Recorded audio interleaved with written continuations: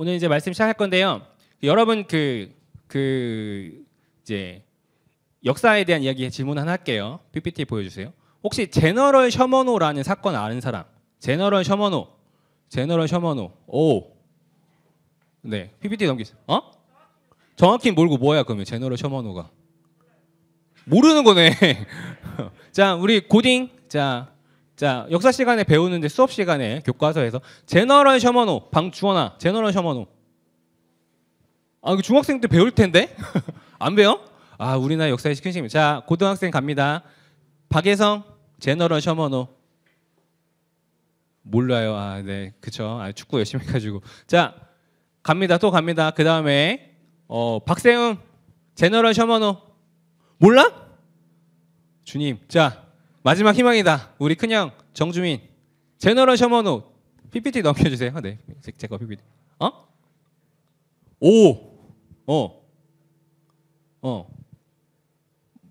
미국 배가 쳐들어와서 어떻게 했다고? 반감을 가지게 됐다. 그래서 얼추 한 반 30점 맞았어요. 또 제너럴 셔먼호. 몰라? 아무도 몰라? 제너럴 셔먼호 아무도 몰라? 네, 우리 역사 인식 시작합니다. 자, 그 제너럴 셔먼호. 네, PPT 준비 안 돼요. 네, 제너럴 셔먼호 사건이라는 게 있는데 교과서에서 배워요. 여러분 요즘에 한국사 배우지? 안 배워? 중학생 배워? 근현대 아직 어디까지 갔어? 고구려 나와 지금? 고구려 많이 멀었네. 이건 근현대 근대사거든. 고구려 배우고 있고 중3. 자, 그럼 중3 지난 고1 박하 뭐 배워? 배웠어? 역사 배웠어? 안 배워? 역사 안 배워? 어디까지 배웠어? 조선까지 갔어? 조선 어디? 이성계? 어디까지 갔어? 아직 배울 거예요. 네, 이게 조선 끝인데, 네, 제너럴 셔먼호 사건이거든요. 1866년에 일어났어요. 우리나라의 이제 조선 시대 끝 무렵에 일어난 사건인데 매우 유명한 사건이에요. 아까 주민이가 얼추 말을 했는데 이제 우리나라의 조선 말기에 여러 이제 외국의 나라들로부터 이제 교역을 하자. 우리나라랑 교역을 하자라고 하면서 뭐 미국, 프랑스, 영국 이런 나라들이 찾아오기 시작합니다. 근데 이런 시기가 있었는데 그때 한 가지 벌어진 유명한 결정적인 사건이에요. 뭐냐면 평양에 이런 제너럴 셔먼호라고 하는 미국 상선이 들어옵니다. 들어와서 야, 우리랑 교역을 하자라고 하면서 이제 떼를 써요. 네, 간단하게 얘기하면 떼를 쓴 건데 그 안에 여러 가지 좀 많은 일들이 일어납니다. 그런데 우리나라 거부하죠. 우리는 너희랑 이제 교역하지 않을 거야라고 하면서 여러 가지의 그런 다툼이 벌어지고 결국에 끝에 우리나라가 저 상선을 불태웁니다. 우리나라 공격해서 불태우고 거기에 있던 사람들을 다 죽여요. 제너럴 셔먼호에 탑승했던 사람들을 다 죽여요. 이 일의 결과로 뭐가 일어나냐?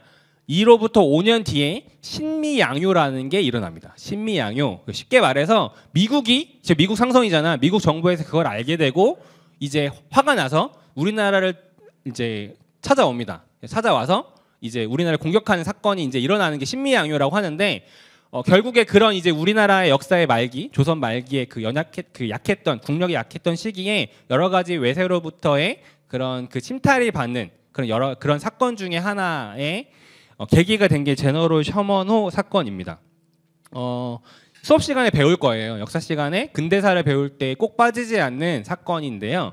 이 제너럴 셔먼호 사건이 제일 중요한데 그런데 여기에는 우리나라 교과서에는 실리지 않은 한 가지의 또 하나의 스토리가 있습니다. 이 배에는 한 사람이 타고 있었는데 그때 죽임을 당한 그 사람 중에 한 사람이 타고 있었는데 그게 누구냐면 넘겨주면 토마스라고 하는 선교사예요. 로버트 토마스 선교사. 이 사람 본 사람? 퀴즈에서 배웠을 텐데 퀴즈에서 애니메이션 막 보고 했을 텐데 다 잊어버렸군요. 네, 그래서 로버트 토마스라고 하는 영국인 선교사가 이 배에 타고 있었습니다. 이 로버트 토마스 선교사는 아까 말했지만 제너럴 셔먼호에 타고 있던 사람들 다 어떻게 됐다고 그랬어요? 다 죽었다고 그랬잖아요. 이분도 죽었어요. 우리나라에 들어온 선교사 중에 최초로 순교한 선교사가 이 로버트 토마스 선교사입니다.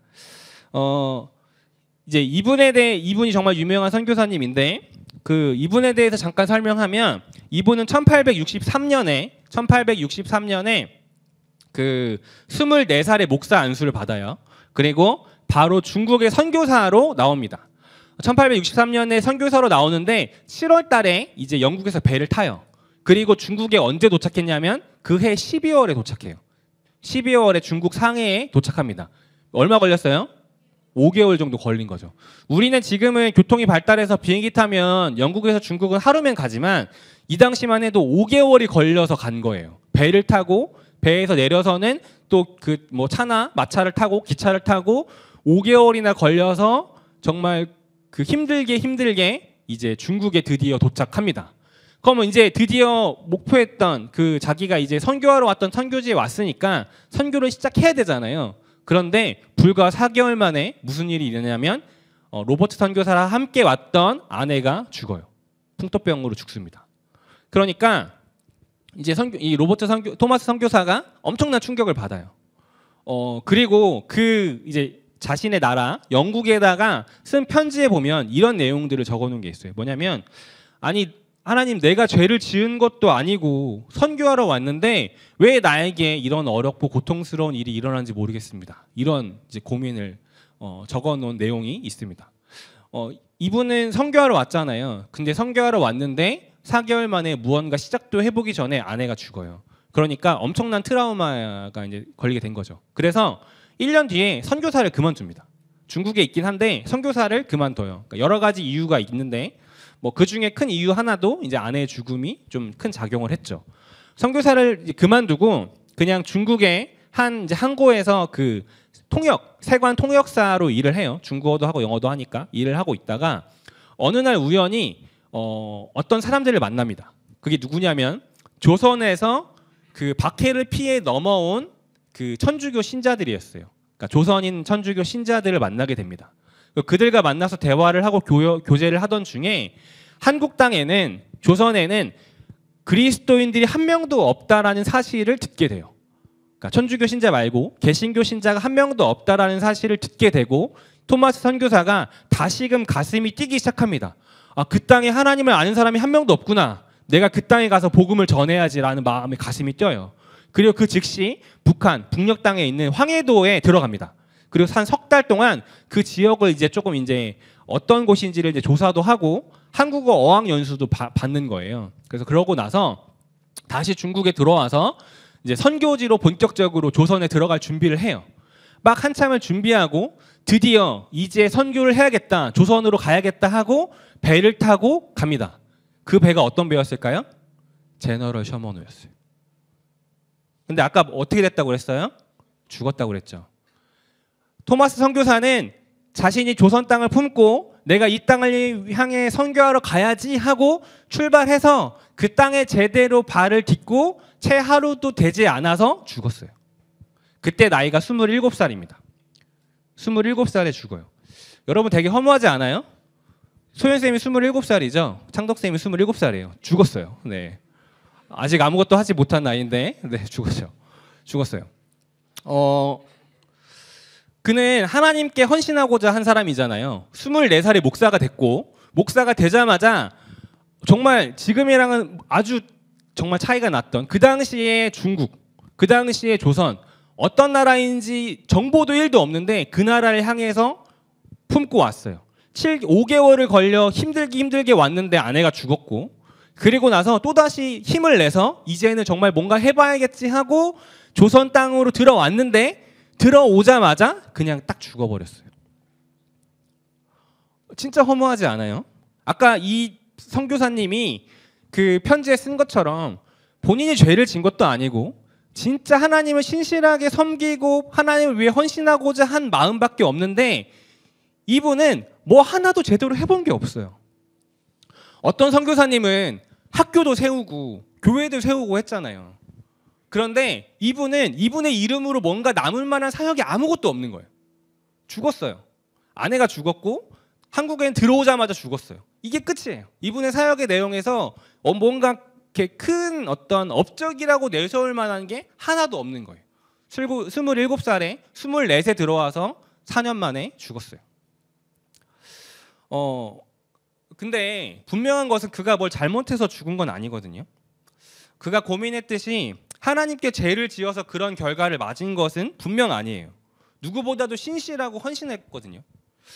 반대로 이 삶을 통해서 보면 뭘 알 수 있냐면 하나님을 진짜 신실하게 믿는다고 해서 다 승승장구하는 건 아니라는 거예요.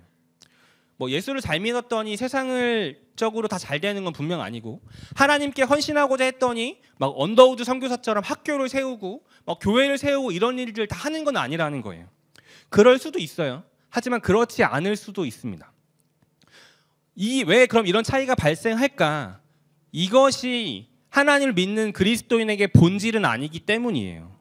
하나님을 잘 믿어서 대학을 잘 갈 수도 있어요. 하지만 하나님을 안 믿어서 대학을 잘 갈 수도 있습니다. 하나님을 신실하게 믿어서 교회를 부흥시킬 수도 있고 숫자적으로 보이는 열매를 맺을 수도 있지만 그렇지 않을 수도 있습니다. 그게 믿음과 그 결과의 복은 절대 분명 아닌 것 같습니다. 이처럼 허망한 죽음, 그런데 아까 말한 것처럼 이 선교사님을 다 기억해요. 목사님도 알고 있고 되게 유명한 우리나라의 선교사님의 수많은 선교사님의 이름 중에 토마스라고 한 선교사님의 이름은 되게 흔히 많이 기억하는 이름입니다. 이분은 아까 말한 것처럼 업적이 없어요. 학교를 세운 것도 아니고 교회를 세우지도 않았어요. 뭔가 보일 만한 사람들을 회심시키지도 않았어요. 이분은 그냥 들어오자마자 죽었거든요. 근데 왜 이분을 많이 이렇게 기억할까? 그건 뭐냐면 분명히 이분은 어이없이 의미 없는 죽음으로 보여요. 세상적으로 보면 그는 아무것도 못했으니까요. 조금 세게 얘기하면 목사님보다 아무것도 못한 거예요. 그래도 목사님은 뭘 하긴 했잖아요. 10년 정도 사역을 했고 뭐 그 결과로 목사님 때문에 하나님 알게 되었어라고 말하는 친구들도 좀 있어요. 하지만 이분은 아무것도 없어요. 근데 그럼에도 불구하고 왜 이분을 이렇게 기억하고 이분에 대한 이야기를 하냐면 세상과 사람의 눈으로 보면 끝인 거예요. 아무것도 없는 의미 없는 삶이었던 거예요. 그런데 그렇지 않았거든요. 이분이 그 죽음, 정말 어이없는 이 죽음 이후에 놀라운 사건이 벌어지는데 그 중에 한 사건이 뭐냐면 이제 배에서 끌려 나와서 이제 참수를 당하는 그 상황이 됐어요. 근데 그때 그 한 군인한테 자기를 죽이려는 군인한테 막 간절하게 뭐라고 얘기한 거예요. 근데 이분은 영국인이니까 영어로 얘기를 했겠죠. 근데 그분은 무슨 말인지 못 알아들었어요. 근데 제발 무슨 책 하나를 주면서 이것 좀 읽어봐라. 나를 죽어도 되니까 이것 좀 읽어봐 달라고 얘기를 해요. 근데 이 사람이 거부하거든요. 그래서 그냥 죽였어요. 죽이 끝이에요. 그런데 그러고 다시 해안가를 지나서 집으로 가는 도중에 길가에 아까 그 사람이 말했던 그 책이 떨어져 있는 걸 본 거예요. 토마스 선교사가 죽기 전에 막 그 성경책을 뿌렸거든요. 근데 뭔가 마음이 끌려서 그 책을 가지고 와요. 집으로. 그리고 나서 집에 와서 읽습니다. 그걸로 예수님을 믿었어요. 여러분 이해가 되나요? 이 사람이 누구냐면 박충건이라고 한 사람이에요. 사진 보여주세요. 실제 있는 인물이에요. 이분이에요. 박충건이라고 한 사람인데 이분이 길가에 자기가 죽인 사람이 떨어뜨려 놓은 그 책을 읽고 하나님을 믿은 거예요. 기적이죠. 왜 기적인지 알아요? 니들 손에 있는 성경책 읽는데 하나님 안 믿으시잖아요. 근데 이분은 자기가 그 사람을 죽여놓고 그 책을 들고 와서 읽다가 하나님을 믿게 됐거든요. 그의 죽음이요, 사람의 시각에서는 되게 허무한 죽음이었어요. 아무것도 못한 죽음이었는데 하나님은 이 사람의 죽음을 통해서 그 일을 해가셨습니다. 보통은 그 죽음이면 거기서 끝나요. 거기서 그 사람이 할 수 있는 일은 끝난 거예요. 근데 그 이후에 정말 설명하고 납득할 수 없는 이 사람의 죽음을 통한 그 이후의 일들이 펼쳐진 거죠. 박충건이라는 사람과 그 다음에 또 똑같은 계기로 성경책을 전해받고 복음을 믿게 된 최치량이라는 사람이 있어요.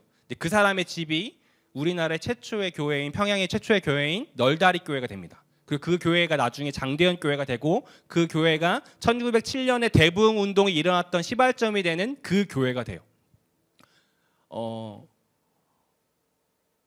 납득이 안 가잖아요. 사람의 생각으로는. 이 사람이 한 건 아무것도 없는데 뭘 제대로 복음을 전하지도 않았는데 이 사람을 통해서 이런 일들이 일어났어요. 어쩌면 목사님 생각에는 왜 토마스 선교사가 이렇게 일찍 이렇게 허무하게 죽음을 당했을까? 하나님의 관점에서 보면 이걸로 충분하지 않았을까?